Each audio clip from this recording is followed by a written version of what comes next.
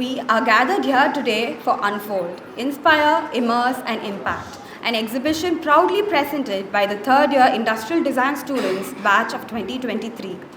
This expo is the outcome of their journey to Yoksum, Sikkim, a zero-waste village where they had the opportunity to live, learn and design with purpose. Through their collaboration with the Kanchenjunga Conservation Committee, they learned the process of making recycled handmade paper, which became their main material and inspiration. Under the module Design for Social Change, they explored how design can respond to real-world issues, from waste management to cultural preservation, and how empathy can shape innovation. Joining us today, we have two very special guests. Mr. Roderick J., the founding partner and head strategy, people and partnerships at Craft HQ, a student-led platform and creator engine in India that helps young innovators build products. Welcome, sir. We also have Mr. Shashank, who's also known as the Stupidpreneur, a brand strategist and entrepreneur who has built and scaled multiple businesses. He specializes in transforming unconventional ideas into powerful and unforgettable brands. We are very honored to have you here today, sir. Now, I call Nishant to talk about how design and social change works hand in hand. Good morning, everyone. Industrial design is often seen creating products, but it's much more than that. It's about creating change. As designers, we don't just shape materials. We shape experiences, behaviors, and connections between people and the world around them. Design for social change reminds us that design holds real power to solve problems, uplift communities, and make everyday life more meaningful. When we combine the logic of industrial design with the empathy of social design, innovation becomes human-centered, not just beautiful but responsible. Our journey to Yoksum, Sikkim, a zero-waste village, truly helped us understand this. We didn't just study design, we lived it. We learned how sustainability isn't an abstract idea, it's a daily way of life. Working alongside the Kanchenjunga Conservation Committee, we explored how the local recycle, reuse, and live in harmony with nature. We learned to make recycled handmade paper, which later became the foundation for our own product explorations. Through this experience, we realized that design doesn't always start in studios. Sometimes it starts in small villages, in local stories, and in people's hands.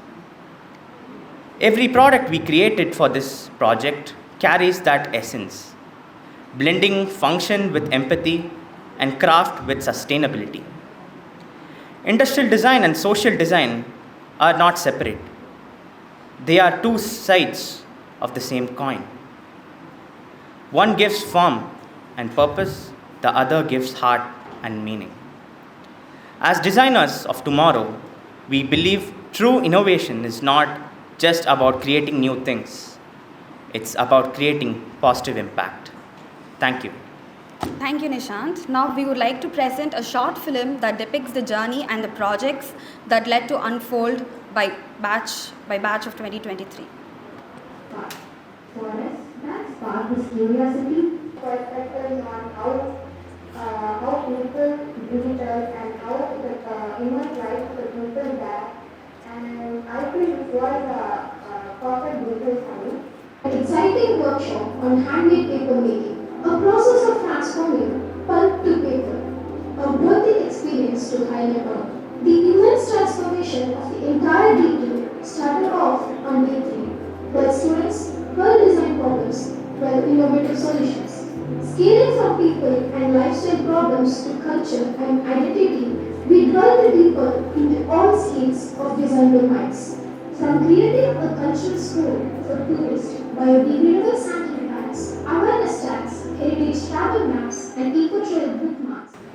Witnessing how the batch of 2023 got an understanding of how design and social impact goes hand in hand, it also arises a lot of questions on how it can be implemented in the society today.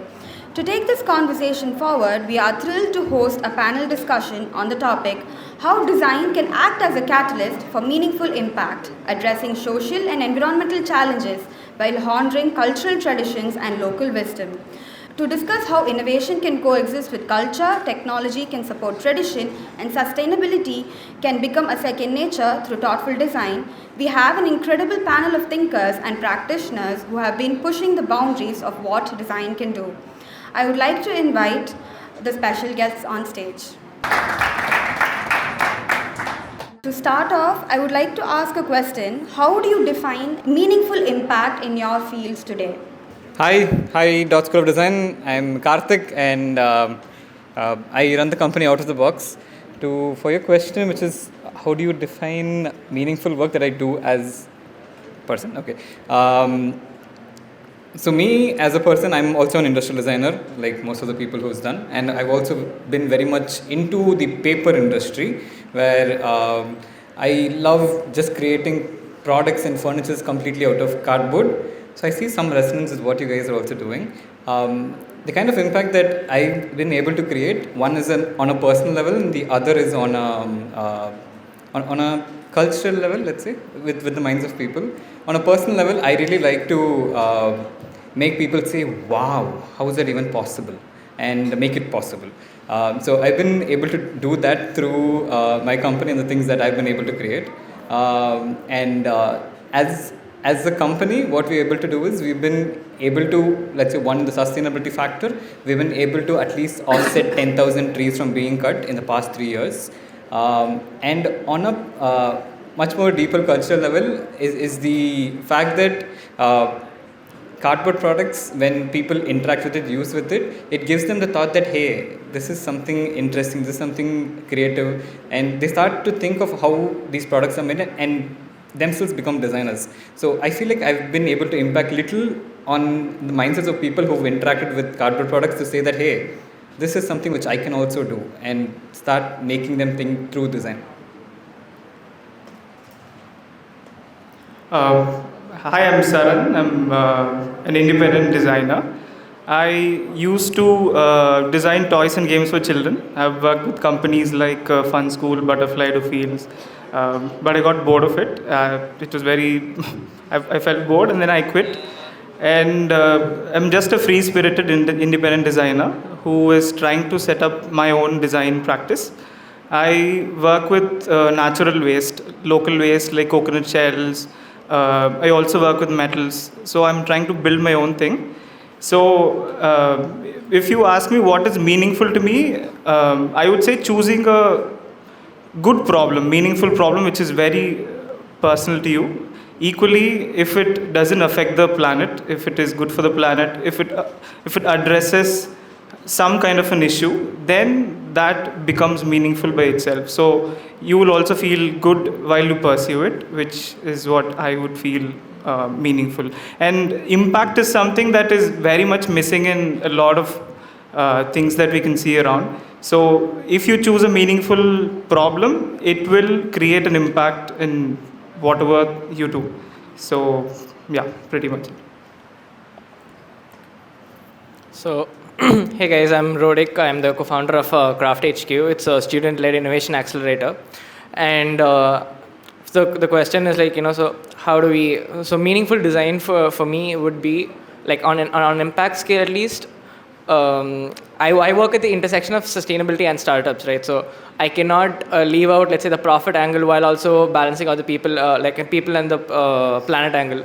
So for me, it's that sweet spot where the three P's intersect. It's people, planet, and profit. So I cannot sacrifice one for the other on that note.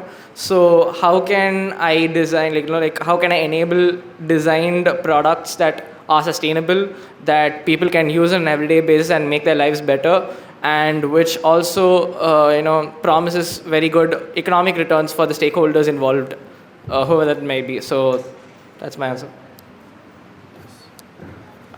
So hi, I'm Shashank. I'm a brand strategist by trade, but early on in my life, I started as someone in the printing industry. So both my parents run a printing press. So since I was a little kid, I started with ink, paper, cardboard, whatever it is. So I have a what do you call very different approach towards all these things. But I agree to what Roddick says. You know, when people, planet, and profit all come together as a brand strategist, if people are widely accepting that products and that company and not just looking at sustainable products or eco-friendly products as just an expensive alternative only rich people can afford, when it becomes affordable and when regular people can start using it on a daily basis, that is success to me. So let's take Patagonia for example. Instead of just being an expensive clothing brand, if it becomes like a company where everyone shops at it, so that is what success is to me in my field at least.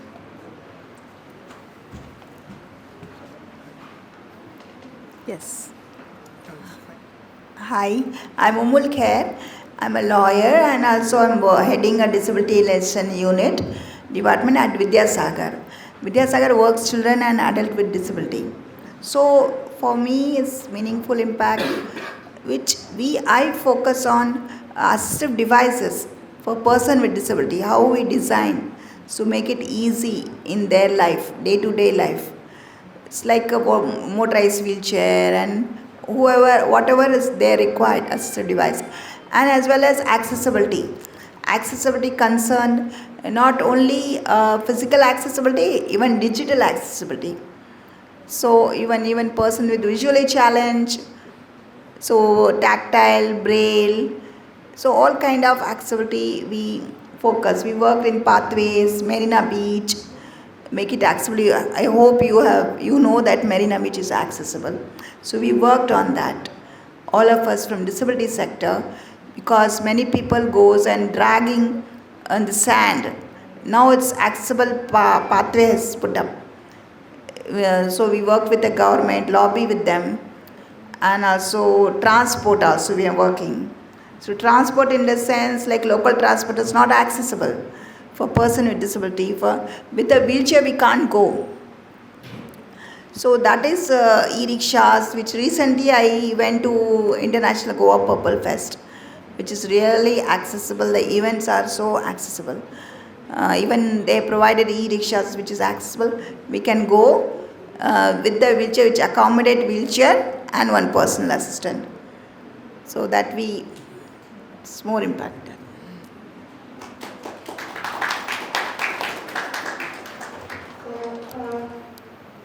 So you spoke about people, planet and profit.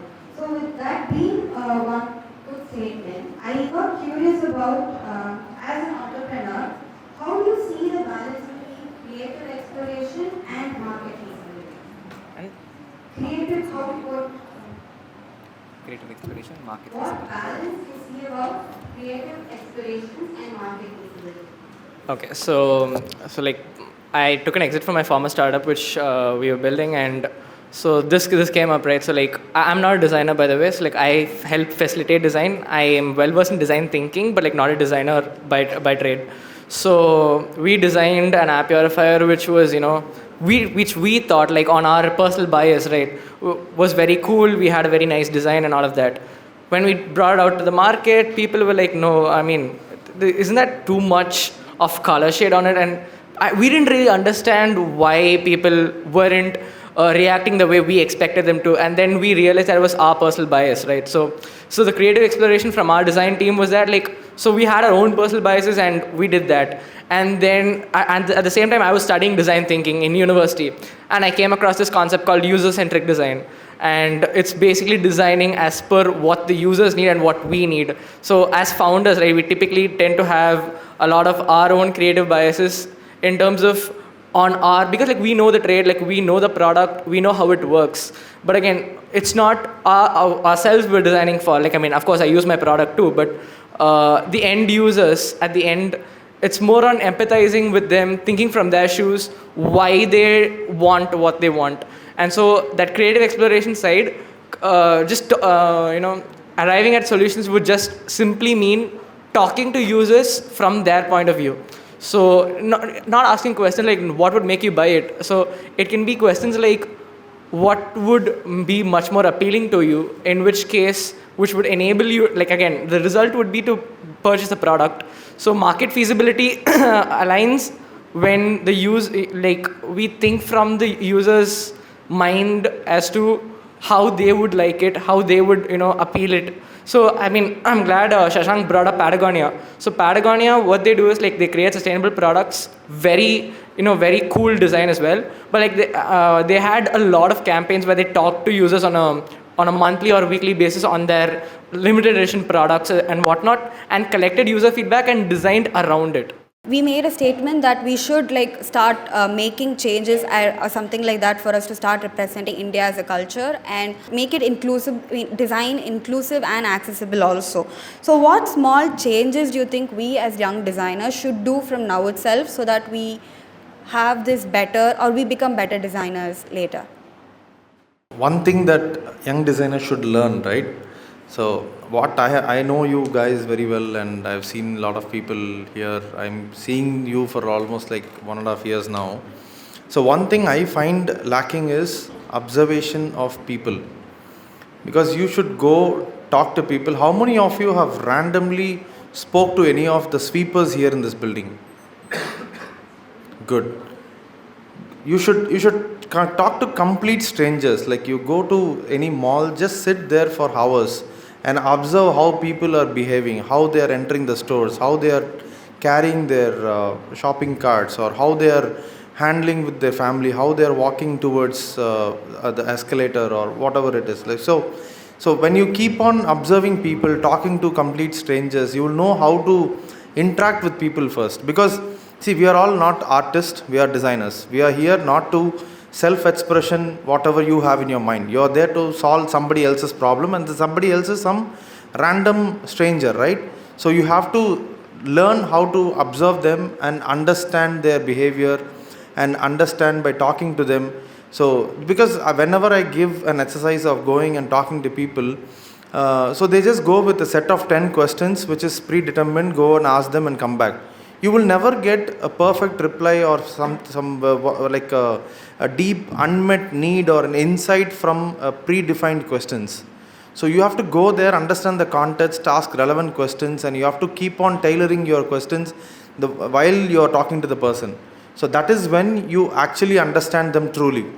So I always quote this example, Henry Ford's example. So he said, if I would have asked my customers what they would want, they would told me they would have needed faster horses. So a car wouldn't have come. So you cannot go and ask some people saying, just asking that what do you want? What is that next product you want? They will never be able to answer you. You have to go very deep, understand their unmet needs, and then gather insights and then design something. So one thing that you need to learn is please go and talk to people, complete strangers, go and talk to people.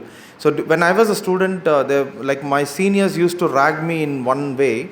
So what they used to do is, in Ahmedabad there is something called Kalapur railway station, which is very older railway station there.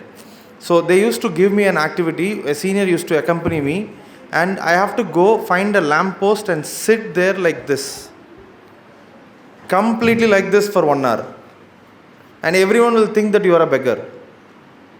And that made me think, move out of my comfort zone. Now, after that, the whole psychic of how I handle myself in public changed.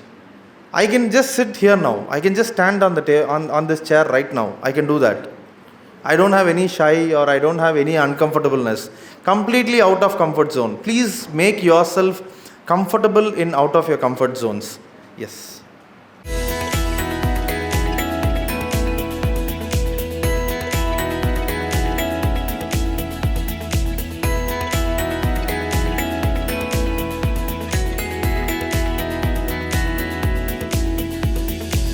I would like to once again thank everybody for your presence as we come to a close of this event. I would like to once again invite you to visit the Expo. Thank you.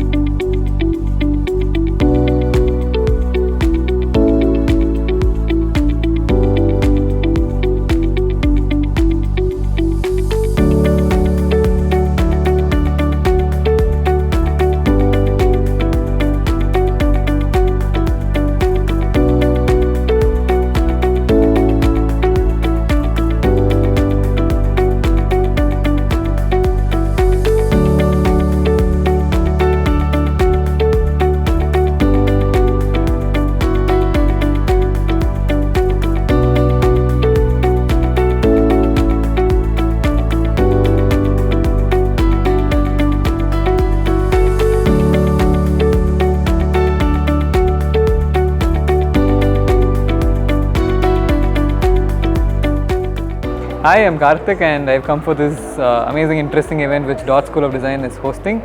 Apparently 12 students have gone to Sikkim along with their trainers, and they've experienced the culture, and they lived in a very remote part of the city, and from what they've observed and what they feel like is a problem, they try to make solutions which are useful.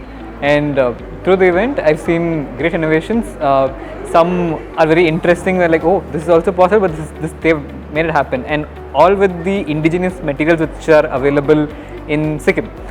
Very interesting to see designers designing something which is functional, and cheers for Dot School of Design for making it happen.